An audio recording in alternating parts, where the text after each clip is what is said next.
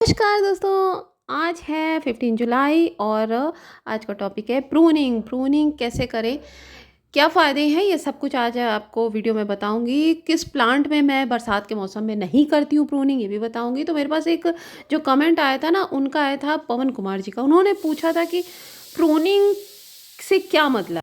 चलिए, ओवरऑल जो प्लांट की हेल्थ होती है वो ज़्यादा बढ़ती है, नई नई ब्रांचेस निकलती हैं, और जब नई ब्रांचेस निकलती हैं तो उसमें फूल भी आपको ज़्यादा मिलते हैं, क्योंकि जो फूल आता है ना वो हमेशा टिप पर आता है।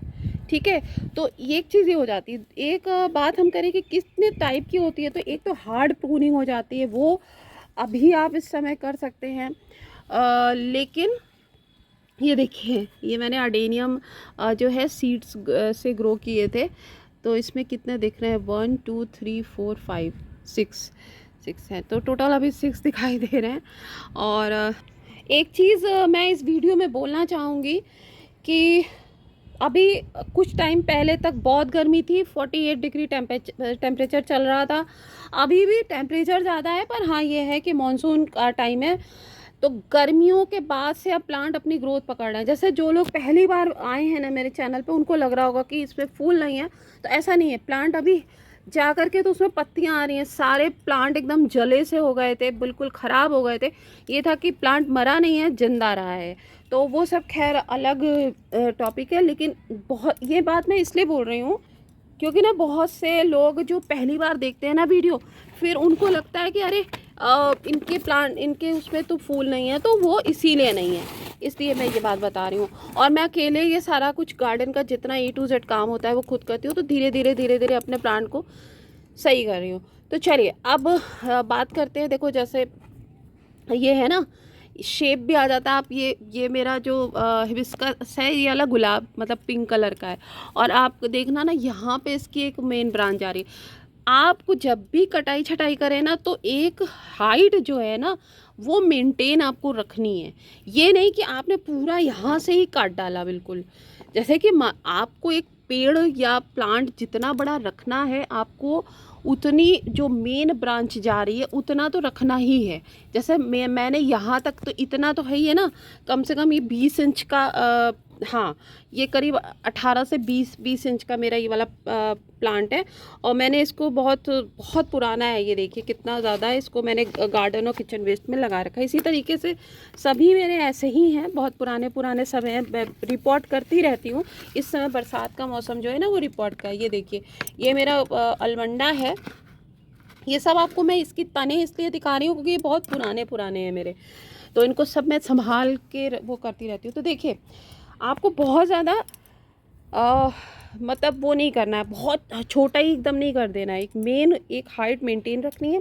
उसके बाद जैसे अब ये इधर उधर से बढ़ रहा है, तो मुझे अगर इसको छाटना है, एक शेप देना है, तो मैं उतना उतना पिंच कर दूंगी थोड़ा थोड़ा। जैसे मान लो ये आड़ा टेढ़ा इधर से उधर बढ़ रहा है, तो इसको कर दूंगी। अब जैसे ये गुलाब है, वाइट वाले का है, ये बहुत बुरी फिलहाल गुलाब में अभी नहीं करूँगी। गुलाब की बात अगर आ गई तो मैं बता रही हूँ, गुलाब में अभी नहीं करूँगी।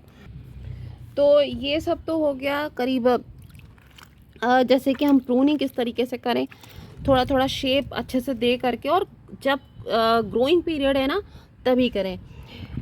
अब बात करते हैं ना हल्की हल्की सी जैसे सॉफ्ट प्रूनिंग की।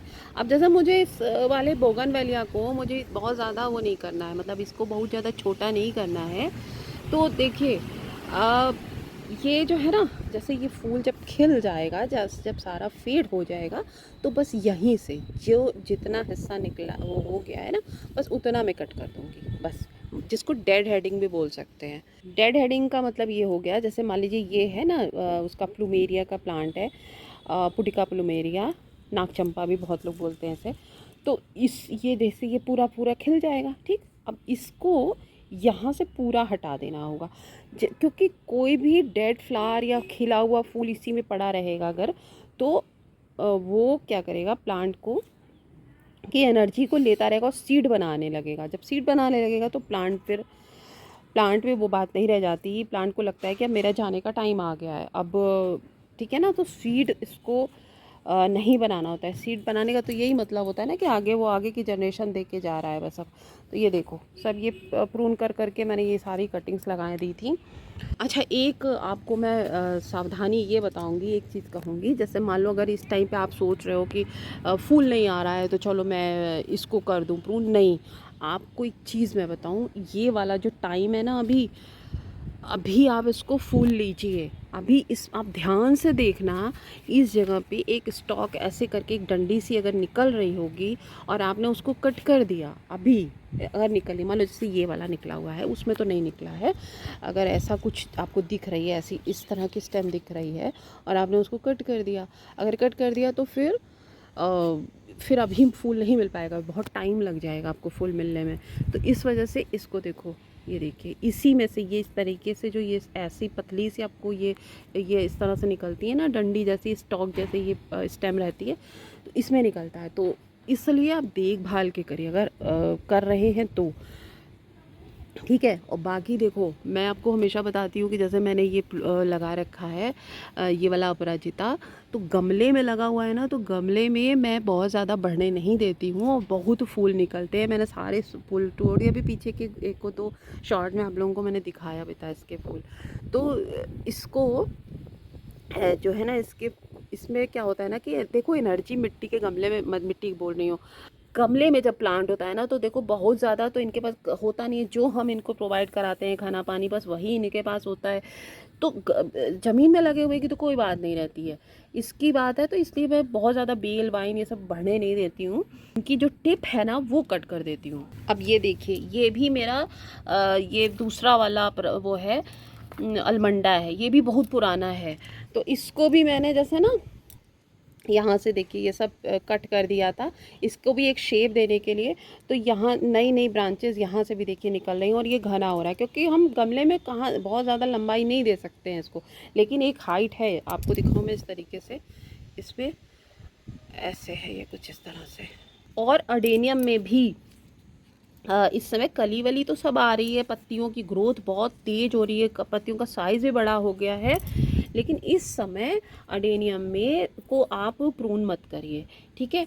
ये सकुलेंट होते हैं, इनके ज़रा सा भी अगर आप मतलब कहीं कोई मतलब दिक्कत हो गई, किसी वजह से नहीं ठीक से हो पाया, वैसे तो मैं कुछ भी नहीं लगाती हूँ, मैं जब प्रून करती हूँ ना, इन सबको प्रून करने का टाइम वही अक्टूबर एकदम सही रहता है, विंटर के पहले, क्योंकि विंटर में तो ये बिल्कुल ही डेड हो, मतलब डेड तो नहीं होते हैं, मरे समान कह सकते होते हैं कि एकदम इनकी सब पत्तियाँ होती हैं, बेचारे बड़े परेशान से हो जाते हैं, सर्दियों में इनका डोर्मेंसी पीरियड होता है। वैसे जो ये गुलाब है, रोज़ प्लांट हैं, इनमें आप नई पत्तियाँ तो देखिए सब हैं, खूब अच्छे से नई पत्तियाँ निकल रही हैं गर्मियों के बाद से, और कलियां भी निकल रही हैं, फूल भी निकल रहे हैं, लेकिन बहुत छोटे छोटे निकल रहे हैं, इस समय साइज़ बहुत छोटा है।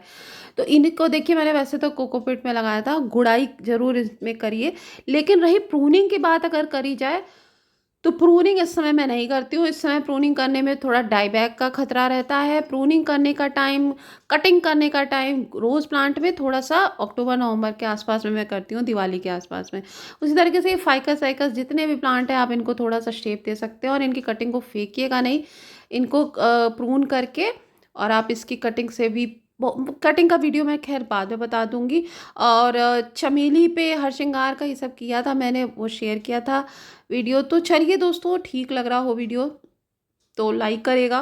थोड़ा सा मुझे वीडियो उतना अच्छा बनाना नहीं आता है, और गार्डनिंग में जो जितनी भी जानकारी है वो मैं पूरी सही, आपको जितना मुझे नॉलेज है, जितना एक्सपीरियंस मैं करती हूँ वो मैं आपको देती हूँ। इसलिए थोड़ा सा मुझे बस बनाना वीडियो ठीक से नहीं आता है, मैं यही कहूँगी। तो ठीक लगे तो लाइक करिए।